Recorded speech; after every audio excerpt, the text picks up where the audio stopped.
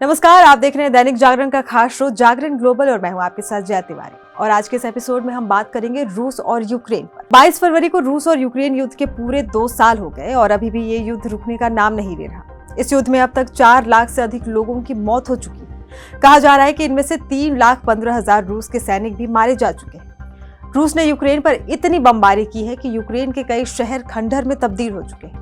शुरुआत में जब रूस ने यूक्रेन पर हमला बोला था तो ऐसा लग रहा था कि कुछ ही हफ्तों में रूस पूरे यूक्रेन पर अपना कब्जा कर लेगा, लेकिन ऐसा नहीं हुआ। यूक्रेन पिछले 2 साल से न सिर्फ रूस के सामने डटा है, बल्कि वो रूस को कड़ी टक्कर भी दे रहा है। और ये सब अमेरिका और पश्चिमी देशों की सहायता की वजह से हो रहा है। अमेरिका और अन्य उसके सहयोगी देशों ने यूक्रेन को वो सारी मदद दी है जिससे रूस को वो चुनौती मिल सके। लेकिन अब रूस के सामने यूक्रेन के पैर उखड़ते हुए नजर आ रहे हैं, क्योंकि जो पश्चिमी देश यूक्रेन को भर भर के हथियार सप्लाई कर रहे थे वो अब आर्थिक तंगी से जूझ रहे हैं। यूरोप के कई देशों की अर्थव्यवस्था माइनस में चली जाती हुई नजर आ रही है। अमेरिका में इस साल राष्ट्रपति चुनाव है और इसके चलते अब वहां की सरकार भी अपने देश के चुनाव और इजराइल हमास युद्ध पर फोकस कर रही है। अमेरिका की बड़ी आबादी अब ये नहीं चाहती कि अमेरिका यूक्रेन को अंधा पैसा दे, इसीलिए वहां की सरकार भी यूक्रेन से अपने हाथ खींच रही है। हालांकि अमेरिका आंशिक तौर पर यूक्रेन की अभी भी मदद कर रहा है। यूक्रेन की सेना के पास हथियारों का इतना बड़ा संकट खड़ा हो चुका है कि उन्हें एक गोली भी सोच समझकर चलानी पड़ रही है।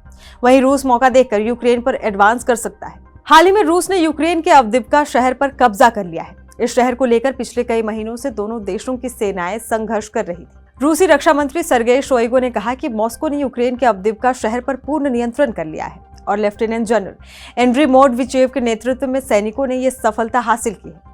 अवदिव्का में यूक्रेनी झंडे को हटाकर रूसी झंडा लगा दिया गया है। मई 2023 में बखमुत शहर पर कब्जे के बाद अवदिव्का का पतन रूस के लिए दूसरी सबसे बड़ी उपलब्धि है। राष्ट्रपति व्लादिमीर पुतिन ने भी सैनिकों की जमकर तारीफ की है। रूसी रक्षा मंत्रालय ने कहा है कि रूस ने लगभग 32 वर्ग किलोमीटर के क्षेत्र को अपने कब्जे में ले लिया है। हालांकि रूस के नुकसान का आंकड़ा नहीं दिया गया है।